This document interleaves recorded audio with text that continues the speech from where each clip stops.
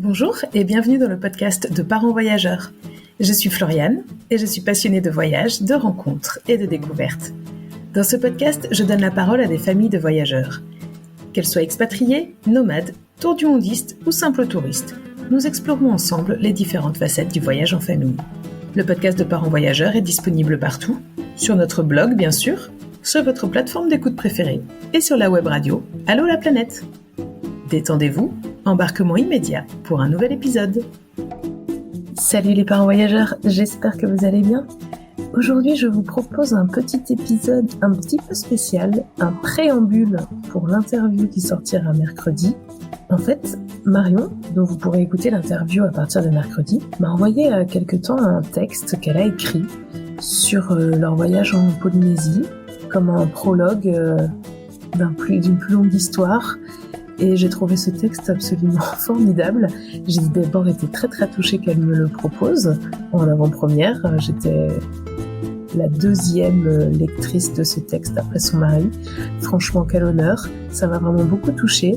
Et le texte en lui-même était vraiment magnifique. Et après ces quelques pages, je n'avais qu'une envie, c'était lire la suite du roman, de cette belle histoire. En tout cas, en préambule donc de l'épisode de mercredi, je vous propose une lecture de ce texte. Et j'espère que déjà ça vous fera voyager. Belle écoute.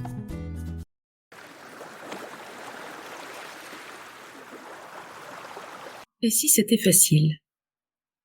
Faites ce que vous voulez, a décidé le Dieu, mais faites taire ce vacarme de guerre qui m'empêche de rêver. Gérard Klein.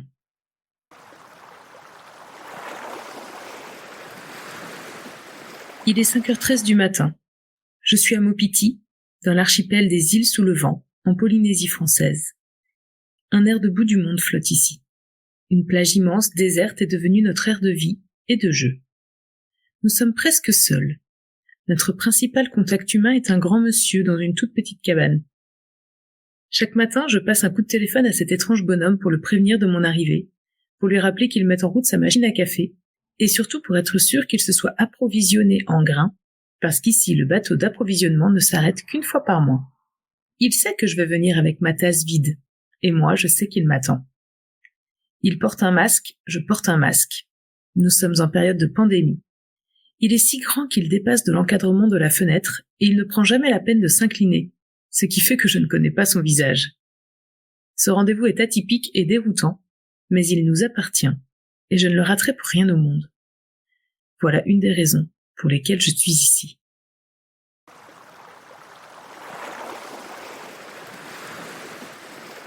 La vie ne sera jamais aussi belle que dans tes rêves.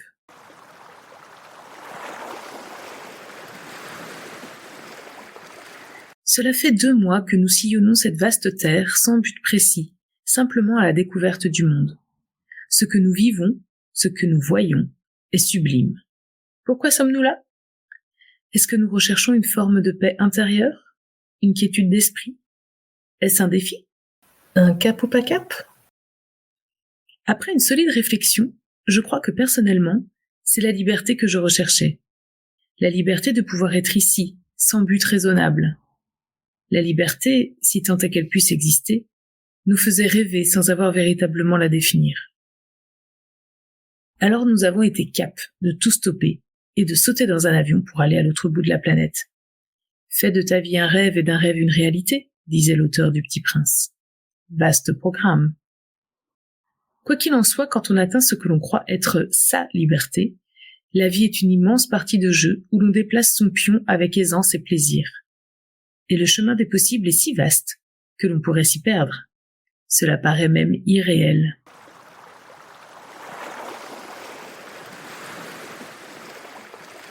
Il pleut des trompes ce matin. Il a plu toute la nuit et je me sens en paix. C'est ce matin aussi que j'ai décidé d'écrire. En plein milieu de la nuit sur cette île isolée de Polynésie française, à Maupiti, les mots sont venus me réveiller. Il y a tant de bonheur ici. Tant de rire avec si peu de choses. Même l'alimentation est rudimentaire. On ne trouve rien et on se contente de tout. Il pleut et on est heureux. Mais que nous arrive-t-il ? N'aie besoin de rien, désire tout. Alors voici comment tout cela est arrivé.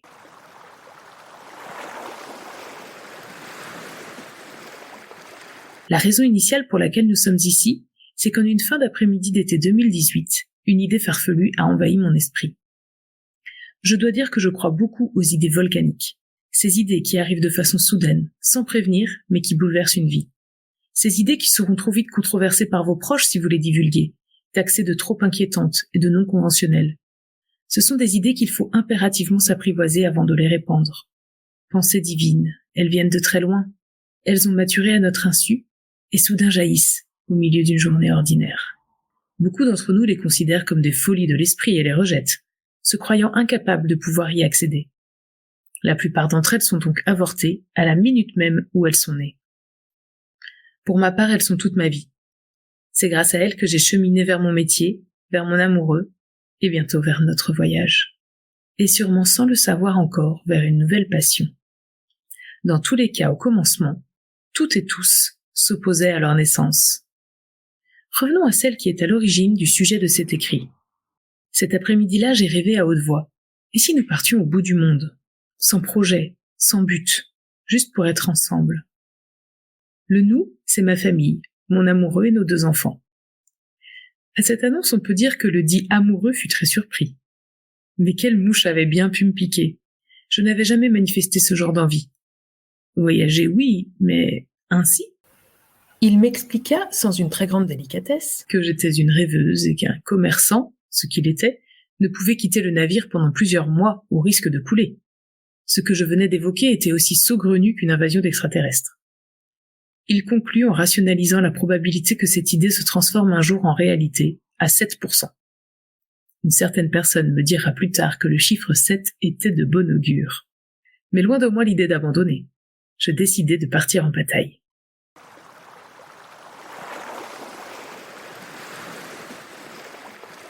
La grande difficulté, c'est qu'en à peine une soirée, la graine avait poussé dans mon esprit comme un haricot magique et elle ne me lâcha plus jamais.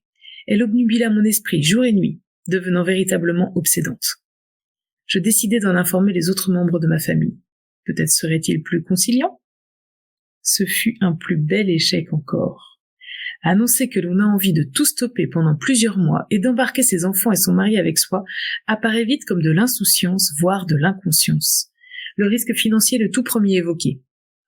Effectivement, il faut travailler pour vivre. Et là, nous allions vivre sans travailler. Quelle ineptie!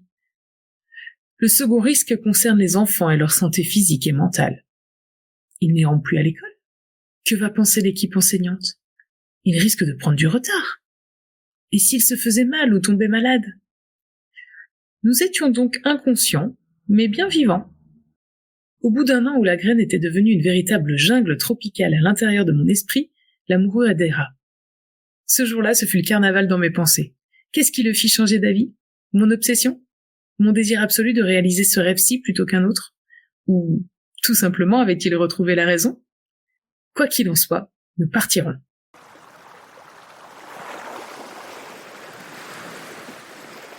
J'eus soudain un élan de peur qui vint discréditer mon rêve. Les choses devaient se concrétiser. Dans quelle direction partirons-nous? Je ne sais pas. Pourquoi faire? Aucune idée. Nous menions jusqu'ici une vie que l'on pourrait qualifier de privilégiée. Nous n'étions ni l'un ni l'autre submergés par nos emplois professionnels. Nous étions extrêmement entourés, nous partions régulièrement en vacances, nous avions des loisirs, du temps.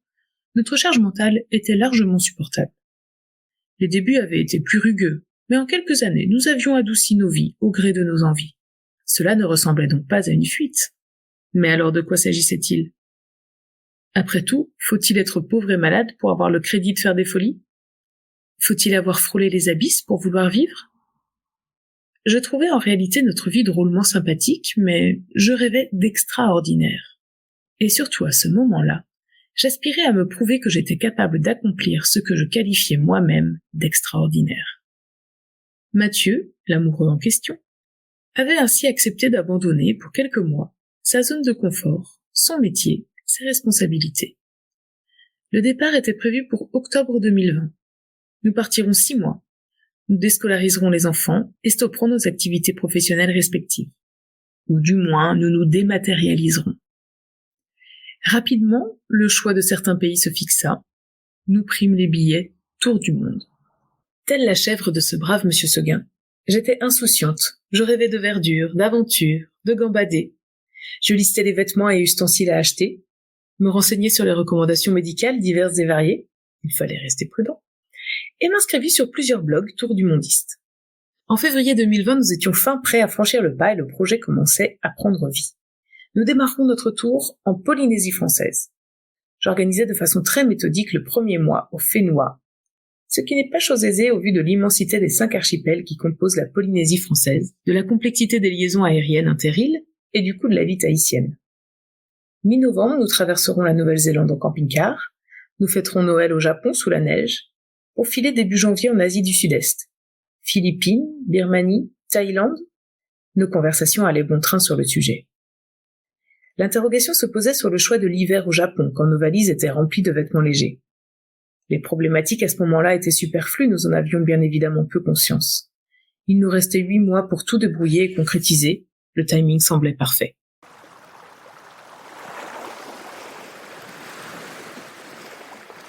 Tout le monde sur cette terre pourra imaginer la suite, car personne ne fut épargné par le cataclysme du mois de mars 2020. En effet, à cette date, je fus renversé par un tsunami. Une pandémie mondiale déferlait. La Covid-19, véritable chien dans mon jeu de quilles, j'en restais tétanisé. Alors, comme toute la population française, je me confinais. Portes et volets fermés à double tour, enfants à la maison. Le monstre rôdait à l'extérieur. La télévision était devenue la machine de l'angoisse, diffusant chaque jour le nombre de morts. Nous étions condamnés à ne plus partir. Certains pleuraient leur mort, d'autres leurs emplois. Moi, c'était mon rêve que je pleurais. Je m'agrippais à mon projet sans savoir au juste ce qu'il représentait réellement. Je crois qu'à ce moment-là, j'ai prié tous les jours. Ô Dieu, j'ai péché d'un trop grand nombrilisme. Je stoppais mon activité professionnelle pour garde d'enfants, ce qui n'arrangea pas mes finances. Mathieu, en tant que gérant de commerce dit essentiel, beaucoup de nouveaux mots jaillissaient dans notre vocabulaire, se mit à travailler d'arrache-pied pour tenter de conquérir de nouveaux clients à domicile. Nous vivions pour éviter toute contamination. Nous nettoyions nos courses à la javel, lisions les magazines le lendemain de leur achat, organisions des chasses au trésor dans le salon pour distraire nos rejetons privés de tout lien extérieur, démarrions des cours de gym en ligne et applaudissions chaque soir à nos fenêtres. L'école à la maison filait sans trop de heurts. Sur le papier, la vie était heureuse. À l'intérieur de moi, j'étais dévastée. J'avais l'étrange impression de vivre un brouillon de notre projet. Nous étions effectivement en vase clos, sans obligation extérieure, débordant d'imagination, mais si loin de la liberté dont j'avais rêvé. 2 mois et demi plus tard, le virus s'étant fait plus discret, je me remis à rêver. Mathieu, de son côté, commençait à douter.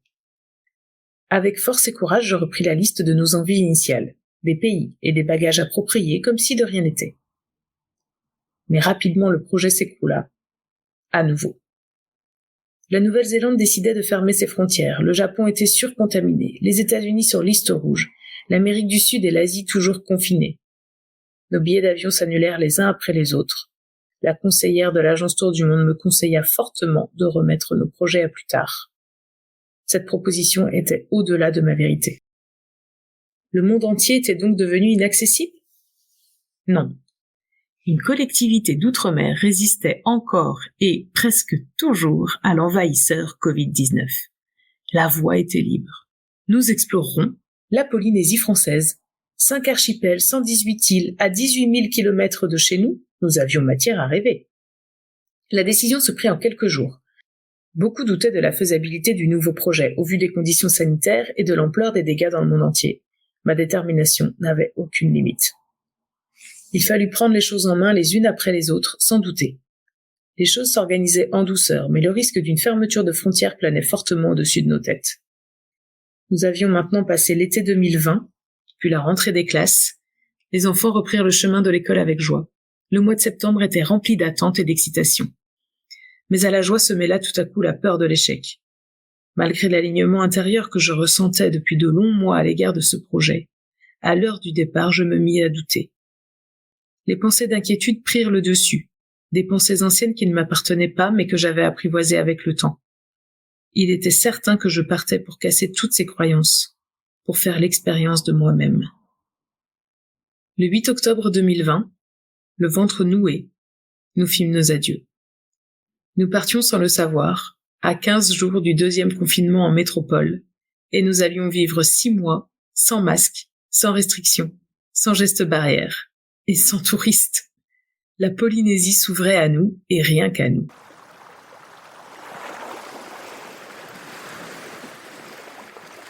Ce que nous avons vécu pendant ces 6 mois a véritablement bouleversé nos vies, notre façon de penser. De l'opulence, nous sommes passés au minimalisme. Nous avions 2 shorts et 3 t-shirts chacun, un sweat et des affaires de toilette de base. C'était parfait, aucun superflu, aucun doute, aucun choix. Nous vivions au gré de nos envies et des propositions aériennes. Nous avons rencontré des êtres qui seront à jamais gravés dans nos esprits. Nous avons gravé nos souvenirs à 4. C'est quoi le bonheur ? C'est maintenant ou jamais. Et voilà, c'est déjà la fin de ce magnifique texte. J'espère qu'il vous a transporté autant que moi. Et je vous dis à mercredi pour l'interview de l'auteur.